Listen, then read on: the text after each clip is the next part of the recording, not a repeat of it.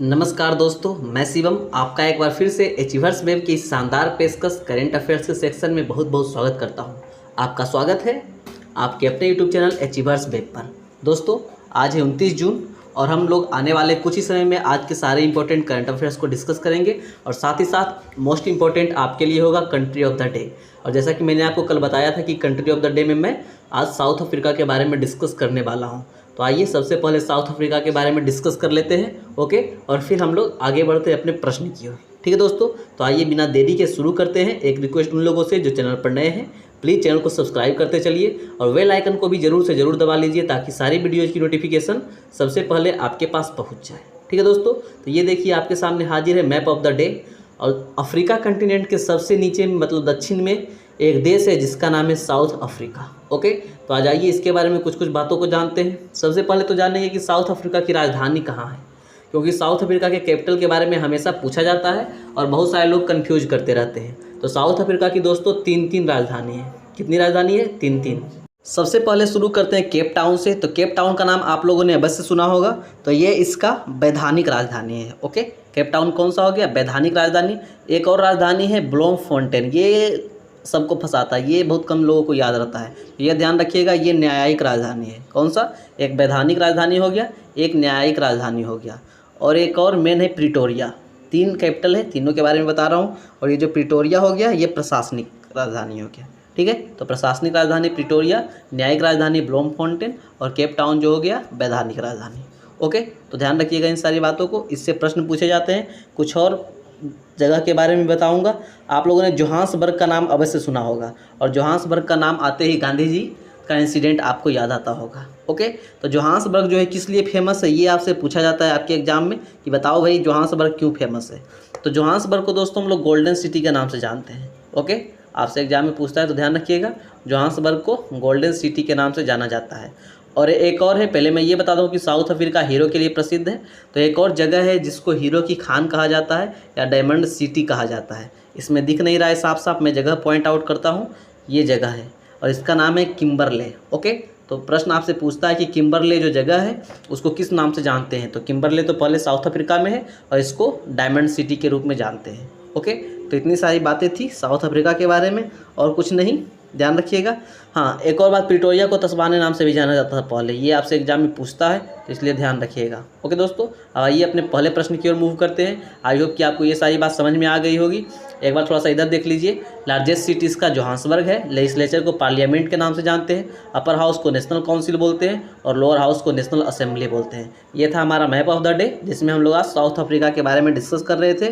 कल हम लोग कुछ और बातों को जानेंगे, कल हम कॉन्गो के बारे में जानेंगे। ओके, मैं उन देशों को सिर्फ बता रहा हूँ जो आपके लिए इंपॉर्टेंट है। ठीक है, तो कल हम लोग कॉन्गो के बारे में करेंगे, तो आप लोग ध्यान रखिएगा। ओके दोस्तों, और ज़्यादा कुछ नहीं इसके बारे में। फर्स्ट प्रश्न की ओर चलते हैं। उसके पहले एज यूजुअल प्लीज़ वीडियो को लाइक करते चलिए यदि आपको पसंद आ रहा है तो, और नहीं आ रहा है तो कुछ भी कर सकते हैं आप। ओके, वैसे अपने यार दोस्तों को शेयर करना ना भूलिएगा, ये हमारे लिए बहुत फ़ायदेमंद होता है और आपके लिए भी। ओके, तो हम पहले प्रश्न की ओर चलते हैं, देखते हैं हमारा पहला प्रश्न क्या है। तो पहला प्रश्न है कि हाल ही में किसने 2021 का ऑस्ट्रेलियन ग्रैंड प्रिक्स जीत लिया है। Who has recently won the 2021 Australian grand prix. और इस प्रश्न का सही उत्तर है दोस्तों आपका जो ऑप्शन है क्या, मैक्स वेस्टरपेन। ओके, तो मैक्स वेस्टरपेन जो है 2021 के ऑस्ट्रेलियन ग्रैंड प्रिक्स के विजेता बने हैं। ठीक है दोस्तों, और यह जो है वेस्टरपेन की चौथी जीत है। ठीक है, इसके अलावा इस जीत के साथ जो वेस्टरपेन है, देखिए इसमें लुइस हैमिल्टन को आप खोजिए, लुइस हैमिल्टन फिर से दूसरे स्थान पर रहे, 2 बार से चूक रहे हैं। ओके, और वाल्टेरी बोटास तीसरे स्थान पर रहे। ओके दोस्तों, चलिए आइए दोस्तों अब अगले प्रश्न को देखते हैं कि अगला प्रश्न आपके लिए क्या है। अगला प्रश्न है कि इंजीनियर्स इंडिया लिमिटेड के अध्यक्ष और प्रबंध निदेशक आर.के. सभरवाल को किस देश के सर्वोच्च नागरिक पुरस्कार the Order of Polar star से सम्मानित किया गया है। ओके, इंपॉर्टेंट प्रश्न है, ध्यान रखिएगा। R K. Sabharwal the chairman and managing director of Engineers India Limited has been conferred with which country's highest civilian award the Order of Polar Star. दोस्तों आपके ऑप्शंस आपके सामने न्यूजीलैंड है, मंगोलिया, सऊदी अरब और स्पेन है। और इस प्रश्न का सही उत्तर है दोस्तों मंगोलिया। इस प्रश्न में आपको 2 बात याद रखना है कि मंगोलिया का हाईएस्ट अवार्ड का नाम क्या है, the Order of Polar star, और ये किस भारतीय को हाल फिलहाल में मिला है, तो जैसा कि मैंने आपको बताया है आर.के. सभरवाल को। ओके, तो ध्यान रखिएगा, ये है हमारे आर.के. सभरवाल साहब। ओके, तो ध्यान रखना है आप लोगों को। चलिए जानिए इस पुरस्कार के बारे में कुछ और बातों को कि the Order of Polar star Mongolia के राष्ट्रपति द्वारा दिया जाने वाला सबसे प्रतिष्ठित पुरस्कार है। ओके, जो अत्यधिक मूल्यवान और प्रतिष्ठित है और उन व्यक्तियों को मान्यता देता है जिन्होंने मंगोलिया की समृद्धि के लिए अपनी उत्कृष्ट प्रदर्शन, कड़ी मेहनत, बुद्धि और ईमानदारी के साथ एक अमूल्य योगदान दिया है। ओके, अन्य राष्ट्रों के साथ इसकी मित्रता, साथ ही कला, संस्कृति, विज्ञान और मानवता के क्षेत्र में उत्कृष्ट योगदान के लिए दिया जाता है। इतनी सारी बातें पढ़ के ये तो समझ में आया होगा, मंगोलिया का आप लोग भला कीजिएगा बहुत बढ़िया तरीके से तो आपको ये अवार्ड मिलेगा। ओके, तो इन्होंने यही किया, कौन, आर.के. सब्रवाल साहब, और ये अवार्ड जीत गए। ठीक है दोस्तों, और भारत का सबसे उत्कृष्ट पुरस्कार कौन सा, ये तो आपको पता ही होगा, जी हाँ, भारत रत्न। तो आपका पहला प्रश्न आज का कि भारत रत्न अवार्ड की शुरुआत कब की गई थी, जल्दी से अपना जवाब कमेंट करके दीजिए। ओके, तब तक अगले प्रश्न को हमारे साथ जी लीजिए। अगला प्रश्न हमारा है कि निम्नलिखित में से कौन सा राज्य रेबीज मुक्त होने वाला देश का पहला राज्य बन गया है। Which of the following state has become the first state in the country to become rabies free. Okay दोस्तों, आपके ऑप्शंस आपके सामने हैं, सिक्किम, असम, गोवा और मध्य प्रदेश। और इस प्रश्न का सही उत्तर है दोस्तों ऑप्शन सी, गोवा। ठीक है, गोवा जो है भारत का पहला राज्य बन गया है जहाँ रेबीज अब नहीं है। ओके दोस्तों, रेबीज बीमारी के बारे में आप लोग जानते ही होंगे कि रेबीज जो बीमारी है कुत्तों के काटने से होता है। ओके, इसको हाइड्रोपोनिक्स के नाम से भी जानते हैं, हाइड्रोपोनिक्स नहीं, हाइड्रोफोबिया के नाम से भी जानते हैं, मतलब कि जल से भय इस बीमारी के अंतर्गत आता है। ओके, तो ध्यान रखिएगा इन सारी बातों को। एक बात आप बताइएगा कि रेबीज़, ये तो पता होगा कि आपको वायरस ही है। ठीक है, तो चलिए रेबीज़ के बारे में बहुत सारी बातें हो गई, इसके बारे में और कुछ बातें नहीं, बस ध्यान रखना है आप लोगों को कि गोवा जो है रेबीज़ मुक्त होने वाला भारत का पहला राज्य बन गया है। ठीक है दोस्तों, चलिए, और ये कैसे हुआ, जितने भी कुत्ते थे सबको एंटी रेबीज़ वैक्सीन दिया गया। ठीक है दोस्तों, ये सारी बातें हुई। हाल फिलहाल में पिनाका रॉकेट में कुछ छेड़छाड़ किया गया, उसके बारे में कुछ बातों को जानते चलिए आप लोग कि रक्षा अनुसंधान और विकास संगठन ने स्वदेश में विकसित पिनाका रॉकेट के विस्तारित रेंज संस्करण का सफलतापूर्वक परीक्षण किस राज्य से किया है। Okay, the Defence Research and Development Organisation has successfully test fired the extended range version of the indigenously developed Pinaka rocket from which state.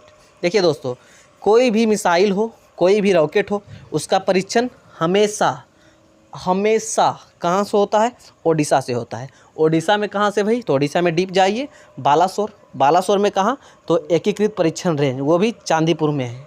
ठीक है दोस्तों, और शायद अब्दुल कलाम द्वीप या व्हीलर द्वीप उसको बोलते हैं, उसी पर परीक्षण होते रहता है। ठीक है दोस्तों, तो ध्यान रखिएगा किसका, पिनाका का। और पिनाका जो है दोस्तों विदेशी नहीं है, यह स्वदेशी है। नाम से ही आपको समझ में आ रहा होगा कि ये जो है इंडिजिनियसली है, भारत में बनाया गया है। ओके, तो इसके विभिन्न संस्करण को, इसके विभिन्न वर्जन को प्रक्षेपित किया जाता है, चेक किया जाता है। तो ये थोड़ा सा उन्नत किस्म वाला वर्जन है, इसको भी चेक किया गया है। ठीक है दोस्तों, चलिए अब अगले प्रश्न को देखते हैं कि पेरिस में तीरंदाजी विश्व कप स्टेज में 3 गोल्ड मेडल जीतकर निम्नलिखित में से कौन तीरंदाजी विश्व रैंकिंग में महिला व्यक्तिगत में नंबर 1 पर पहुंच गई है।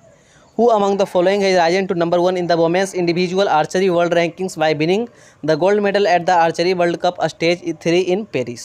ओके, आपके ऑप्शंस आपके सामने, दीपिका कुमारी, बॉम्बेला देवी, मैकेंजी ब्राउन और इरिका जॉन्स। ओके, और इस प्रश्न का सही उत्तर है दोस्तों ऑप्शन है, हमारी भारतीय दीपिका कुमारी। ओके, दीपिका कुमारी जो है वर्ल्ड नंबर 1 स्टार सॉरी थोड़ा सा गड़बड़ हो गया वर्ल्ड नंबर 1 स्टार भारतीय तीरंदाज दीपिका कुमारी विश्व तीरंदाजी रैंकिंग के अनुसार दुनिया की नंबर 1 पर शीर्ष पर कायम हो गई है। ओके, इसने रविवार को पेरिस में विश्व कप स्टेज 3 में तिहरा स्वर्ण पदक जीतने के बाद महिला तीरंदाजियों के बीच वैश्विक रैंकिंग में नंबर 1 स्थान हासिल किया।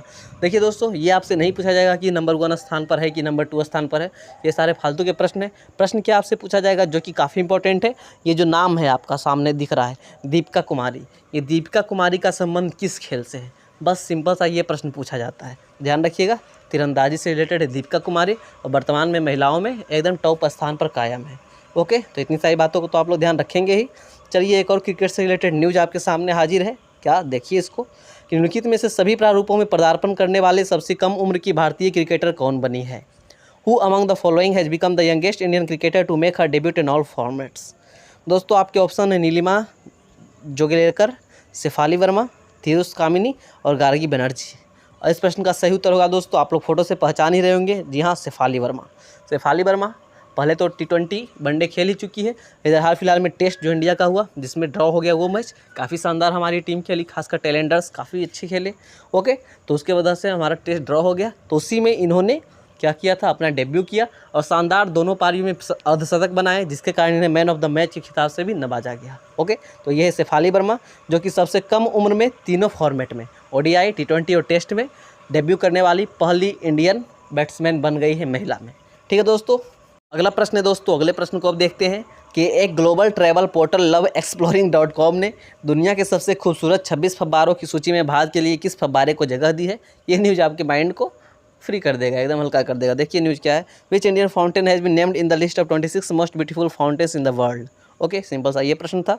इस प्रश्न का सही उत्तर क्या है, मैं बस वहीं आता हूँ। सही उत्तर इस प्रश्न का है फाउंटेन ऑफ जॉय।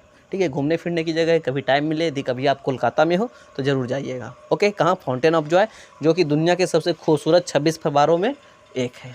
ठीक है दोस्तों, ये रिपोर्ट किसके द्वारा दी जाती है, ये कतई इंपॉर्टेंट नहीं है। ये प्रश्न आपके लिए इंपॉर्टेंट है, ध्यान रखिएगा। हालांकि पूछेगा नहीं, लेकिन ध्यान रखिएगा, कभी कभार पूछ सकता है छोटे एग्जाम्स में। ठीक है, प्रश्न क्या है, किस मशहूर टेनिस खिलाड़ी ने टोक्यो ओलंपिक से अपना नाम वापस ले लिया है। दक्षिण कोरिया वापस ले लिया, ये तो आपको पता होगा, लेकिन वो देश है। और ये क्या है, ये इंपॉर्टेंट खिलाड़ी है। ठीक है, सेरेना विलियम्स का नाम आप लोगों ने वैसे सुना होगा, उन्हीं के बारे में चर्चा की जा रही है कि सेरेना विलियम्स जो टोक्यो ओलंपिक होने वाला है उससे अपना नाम वापस ले ली है। ठीक है, सेरेना विलियम्स किस कंट्री की है, ये आपको कमेंट करके बताना है। ओके, कुछ कुछ काम आप भी करते रहिए। चलिए, तुकाराम साहब पर एक प्रश्न है, इसके बारे में जानिए कि ICM तुकारामी मकड़ी की नई प्रजाति कहाँ पाया गया। Where by the new species of Icius tukarami spider found. आपके ऑप्शंस मध्य प्रदेश, गुजरात, छत्तीसगढ़ और महाराष्ट्र है। तो जी हाँ, महाराष्ट्र इस प्रश्न का सही उत्तर है। तुकाराम भाई साहब महाराष्ट्र के ही थे, शहीद हो गए 26/11 हमले में शायद। ओके, तो इन्हीं के नाम पर इस मकड़ी, ये जो मकड़ी की प्रजाति है, इसका नाम रखा गया है तुकारामी मकड़ी। ठीक है, तो जो कि महाराष्ट्र के हैं, तो महाराष्ट्र के एरिया में ही आसपास में पाया जाता है। ठीक है, चलिए अगले प्रश्न को देखते हैं अब। किस देश ने वर्ष 2033 में अपना पहला क्रू मिशन मंगल पर भेजने की योजना बनाई है। क्रू मिशन मतलब उसमें कौन कौन जाएगा, उसमें कुछ लोग भी रहेंगे। ठीक है, चलिए प्रश्न को और आगे चलता हूँ, देखता हूँ आगे क्या है। Which country has plan to send its first crewed mission to Mars in this year. इस प्रश्न का सही उत्तर क्या है दोस्तों, आपका चीन। चीन ने घोषणा की है कि 2033 तक हम अपना पहला क्रू मिशन मंगल पर भेज देंगे। ओके, तो बस आप लोग ध्यान रखिएगा, ये डेट पूछ सकता है कब तक, 2033।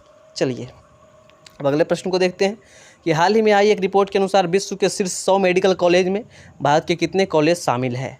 According to a recent report, how many college in India are included in the top 100 medical college of the world.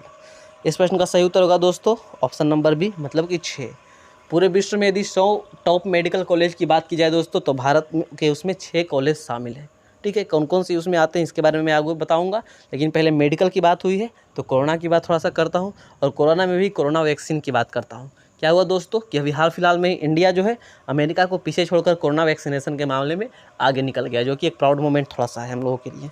Okay, अब फिलहाल बैक टू क्वेश्चन, देखते हैं कि कौन कौन से जो यूनिवर्सिटी है उसको कौन कौन सा स्थान मिला है। जो सबसे फर्स्ट पर है इंडिया का, उसका 23वां रैंक मिला है किसको, अखिल भारतीय आयुर्विज्ञान संस्थान, मतलब कि एम्स को।